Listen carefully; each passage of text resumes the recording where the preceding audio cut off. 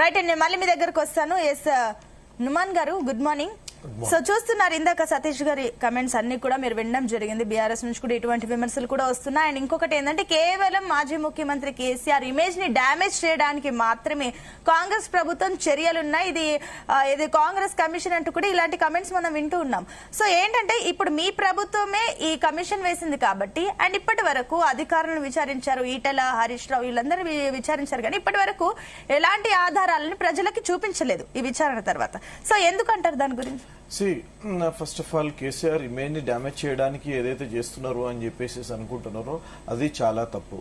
First of all KCR is not above the law. KCR ఏదైతే ఉన్నాడో ప్రతి ఒక్కరూ చట్టానికి పరిధిలోనే ఉండాల్సి ఉంటుంది. 38,000 crores ఉన్నటువంటి ప్రాజెక్ట్ ని 1,20,000 కోట్ల ప్రాజెక్ట్ కి తీసుకుపోయినారు. Without any revisions, without any consultation, without any environment clearances. ఇది జరగకుండా చేయాల్సిన పని కాదు. ఇది ఇంత పెద్ద ప్రాజెక్ట్ చేస్తున్నప్పుడు దానికి క్వాలిటేటివ్ ఇంజనీర్స్ తో మాట్లాడుతూ, స్ట్రక్చరల్ ఇంజనీర్స్ తో మాట్లాడుతూ, డ్యామ్ సేఫ్టీ అథారిటీస్ తో మాట్లాడుతూ వీళ్ళు తీసుకోవాల్సిన పని.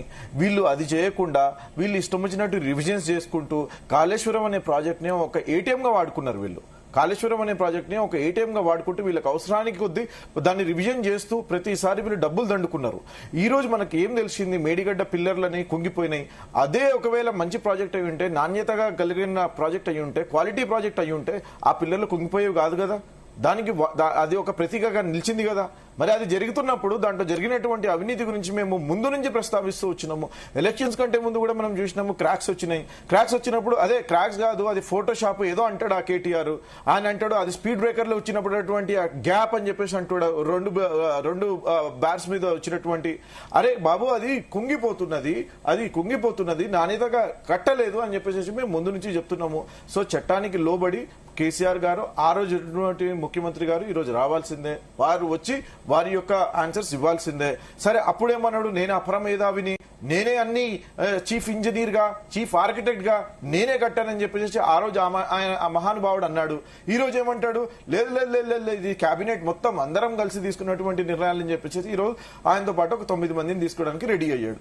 అంటే ఈయన చేసినటువంటి తప్పుల్ని కప్పుపిచ్చుకోవడానికి ఫస్ట్ ఏమన్నాడు, లెటర్ లో రాస్తా అని చెప్పేసి చెప్పాడు. తర్వాత ఈ రోజు లేదు లేదు నేను వస్తానంటున్నాడు. సో నేనేమంటున్నా, this national dam safety authority of India ఏదైతే నోటీసులు ఇచ్చిందో దాని ప్రకారం ఈయన బీఆర్కే భవన్ లో వస్తున్నటువంటి విధానం చూస్తుంటే, ఎస్ ఈస్ కంప్లై టు ఆన్సర్.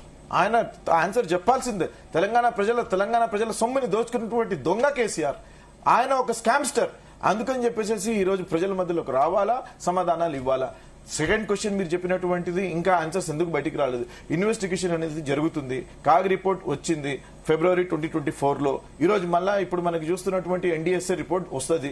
వచ్చినప్పుడు దాని యొక్క ఇన్వెస్టిగేషన్ కంపైలేషన్ చేసి దాని ఆన్సర్స్ అనేది ప్రజల మధ్యలోకి తీసుకొస్తారు. కానీ దీని యొక్క ప్రాపర్ ఇన్వెస్టిగేషన్ చేయాల్సింది మాత్రం సిబిఐ ఎంక్వైరీ జరగాల్సిందే. ఒకవేళ బీజేపీ, ఎందుకంటే ఇది సెంట్రల్ లో ఉన్నటువంటి ఎన్డీఏ గవర్నమెంట్ చేయాల్సింది కాబట్టి సిబిఐ ఎంక్వైరీని తక్షణమే దీని మీద అనౌన్స్ చేసి దీన్ని సిబిఐ ఇన్వెస్టిగేషన్ చేస్తూ దానికి తదుపరి జ్యుడిషియల్ ఎంక్వైరీ చేయాల్సిన అవసరం ఉంది. అది జరగకపోతే మాత్రం బీజేపీకి దీంట్లో చిత్తశుద్ధి లేనటువంటి మాత్రం తెలిసిపోతుంది. బీజేపీ ప్రతి ఒక్క రాష్ట్రంలో ప్రతి ఒక్క నాయకుని వెనకాల పడుతూ వాళ్ళని సిబిఐని కానీ ఇది మౌత్ పీస్ గా వాడుకుంటూ వాళ్ళని వేధిస్తూ, వాళ్ళని రీజనల్ పార్టీస్ ని వేధిస్తూ వాళ్ళు మెర్చి చేయడానికి ట్రై చేస్తుంటారు. దానిలో భాగంగానే ఇదే ఒక అస్త్రంగా మేము అనుకుంటున్నాము. కానీ దీంట్లో జరగాల్సింది తెలంగాణ ప్రజలకు ఏంటంటే అకౌంటబిలిటీ, ట్రాన్స్పరెన్సీ అనేది బయటకు రావాలి. చట్టానికి అతీతులు మిస్టర్ కేసీఆర్ కాదు, ఎవరైనా సరే. గతంలో మనం రూలింగ్ లో ఉన్నటువంటి ముఖ్యమంత్రులు కూడా జైలుకి వెళ్ళినటువంటి అంశాలు చాలా చూస్తాం మనం. సో ఈయన పెద్ద జాతిపిత కాదు, ఈయన మరో పెద్ద ఫ్రీడమ్ ఫైటర్ ఏం కాదు, ఈయన అపర మేధావి ఏం కాదు. అంటే గతంలో రేవంత్ రెడ్డి వెళ్ళారు కాబట్టి ఇప్పుడు కేసీఆర్ ని పంపించే ప్రయత్నాలు చేస్తున్నారు, కుట్రలు చేస్తున్నారు. దీంట్లో మా ప్రభుత్వానికి సంబంధించిందే కాదండి. This is not a state subject, this is completely national subject. కానీ అదే కమిషన్ మాత్రం మీ ప్రభుత్వం వేసింది, మీరేమో సిబిఐ ఎంక్వైరీ కావాలని అంటున్నారు. అంటే మీ కమిషన్ మీకే నమ్మకం లేదా? ఎంక్వైరీ చేసింది ఉత్తమ్ కుమార్ రెడ్డి గారు, గౌరవనీయులు ఇరిగేషన్ మినిస్టర్ గారు ఉన్నటువంటి దాంట్లో ఎంక్వైరీ చేస్తున్నాము.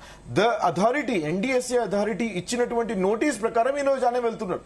సో యూ ప్లీజ్ అండర్స్టాండ్, ఇది జరుగుతుంది, ఎంక్వైరీ జరుగుతున్నది. సెంట్రల్ గవర్నమెంట్ ఎన్డీఎస్ఏ అథారిటీస్ వాళ్ళ పరిరక్షణలోనే ఇది జరుగుతున్నది, వాళ్ళ యొక్క గవర్నింగ్ అథారిటీస్ మధ్యలోనే ఇది జరుగుతున్నది. మేము ముందు నుంచి కూడా సిబిఐ ఎంక్వైరీ చేయాల్సిందే, దీన్ని జరిగినటువంటి లోతుపాతులను తీయాల్సిందే. Where are the revisions, where is the detail project report, ఇవన్నీ ఎక్కడ లేకుండా ఎలా చేస్తావు నువ్వు? ఎన్విరాన్మెంటల్ క్లియరెన్స్ తీసుకోకుండా ఎలా చేస్తావు? ఈ రోజు అదే బీజేపీ నాయకులు విమర్శిస్తున్నారు. ఆ రోజు అదే గజేంద్ర షెకావత్ వస్తాడు ఇక్కడ వచ్చేసేసి బీజేపీ నుంచి అప్పట్లో ఉన్నటువంటి మాజీ మంత్రి, ఆయన వచ్చేసేసి లేదు కాళేశ్వరం అనేది గొప్ప ప్రాజెక్ట్ అని చెప్పేసి అంటారు. కాళేశ్వరం అనేది 100% అతి పెద్ద ఇరిగేషన్ ప్రాజెక్ట్ అని చెప్పేసి వీళ్ళు ఏదైతే చెప్తున్నారో అతి పెద్ద irrigation scam in entire world. ఇది మాత్రం చరిత్రలో నిలిచిపోతున్నది. తెలంగాణకి ఒక జీవనాడిగా ఏదైతే అనుకున్నామో, తెలంగాణ జీవనాడిగా కాదు శాపంగా చేసేసి వెళ్ళిపోయాడు ఈ కాళేశ్వరం ప్రాజెక్టు వల్ల.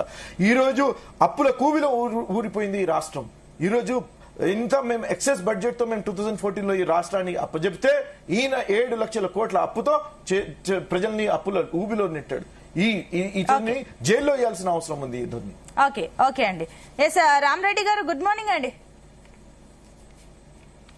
ఎస్ అన్మ్యూట్ చేయండి, మీరు మ్యూట్ లో ఉన్నారు. ఎస్ రామరెడ్డి గారు, సో మరి ఇందాక ఏదైతే నుమాన్ గారు చెప్పారో కూడా ఆయన కొన్ని కమెంట్స్ అయితే చేయడం జరిగింది. సిబిఐ ఎంక్వైరీ వేయాల్సిందే, ఇంతవరకు చేయట్లేదు, బీజేపీ డిలే అవుతుంది అంటూ కూడా వాళ్ళ కమెంట్స్ ఉన్నాయి.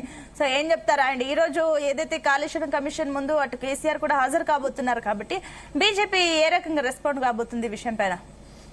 ఒకటండి, ఎంక్వైరీ వారు కాంగ్రెస్ ప్రతినిధి తెలియనట్టుంది. మేము ప్రతిసారి డిమాండ్ చేస్తున్నాం, మా కిషన్ రెడ్డి గారు సిబిఐ ఎంక్వైరీ అని మీరు లెటర్ పంపిస్తే కోర్టు అన్న చెప్పాలి, గవర్నమెంట్ అన్న పంపించాలి. స్టేట్ గవర్నమెంట్ లెటర్ పంపించాక సిబిఐ ఎంక్వైరీ టైం బాండ్ లోపల చెప్పిస్తామని చెప్పి కిషన్ రెడ్డి గారు కూడా చెప్పారు. మీరు సిబిఐ ఎంక్వైరీ అడుగుతలేరు. మీరు లోపల ఒకటే కాళేశ్వరం అని చెప్పాలి. కమిషన్ ఏదైతే కాళేశ్వరం వల్ల మోటార్లు మునిగినాయి, అది మెగా కృష్ణారెడ్డిది. దాని మీద ఎవరు మాట్లాడరు. తోక పట్టుకున్నారు, 2 పిల్లలు గుంగినాయని. మేడిగడ్డ కాదు, మొదలు కావాల్సింది కాళేశ్వరం వల్ల జరిగిన అవినీతి గురించి మాట్లాడమంటే ఏనుగును వదిలిపెట్టారు, తోకని మాట్లాడుతారు. నేను ఒకటే, కేసీఆర్ గారు ఈ దీంట్లో 100% ఆయన ఇంతకుముందు మన స్టేట్మెంట్లు కూడా చూసినాం. నా బ్రెయిన్ మొత్తం పెట్టినా, నా రక్తాన్ని దారపోసి ఈ ప్రాజెక్ట్ మొత్తం నా కళల ప్రాజెక్ట్ అని చెప్పిండు. అన్నిటికీ బాధ్యులు వారైతారు. అయిన తర్వాత ఇప్పుడు రాష్ట్రం వల్ల గాని ఇక్కడ గాని అధికారులు ఒక్కసారి ఇప్పుడు అర్థం చేసుకోవాలి. ఈ అధికారులు అంత రిటైర్ అయిన వాళ్ళని పెట్టిండు ఇంతకుముందు కేసీఆర్. ఎందుకంటే తాడు పొంగరం లేదు, వాళ్ళకి డ్యూటీలు ఉంటే వాళ్ళ సర్వీస్ లో ఇదవుతుందని అందరూ మురళీధర్ రావుని తీసుకో, గణపతి రెడ్డిని తీసుకో, ఎవరిని తీసుకో, అంతా రిటైర్ అయిన వాళ్ళు 10 ఏళ్ళు ఏదో దాంట్లో ఎవరు లేరు స్పెషలిస్టులు అన్నట్టు. ఎందుకంటే వాళ్ళు అయితేనే చెప్పినట్టు వింటారు, వాళ్ళకేమో పర్మనెంట్ జాబ్ కాదని అట్లాంటి వాళ్ళని పెట్టుకొని ఈ ప్రాజెక్టులు కడితే జరిగిన నష్టానికి ప్రజలు భరించాలి. అయిన తర్వాత మన హరీష్ రావు గారు పెద్ద అబద్ధం చెప్తున్నాడు. వచ్చిన మొత్తం కాళేశ్వరంకి శ్రీరామ్ సాగర్కి వెళ్ళి వచ్చి కాళేశ్వరంకి వెళ్ళి ఆయనే చెప్తున్నాడు. శ్రీరామ్ సాగర్ కాళేశ్వరంకి వెళ్ళి ఎక్కడ వచ్చిన నీళ్లు చెప్పలే. చెప్పిన దాంట్లో నేను మనం ఆయన ప్రజెంటేషన్ చేసినప్పుడు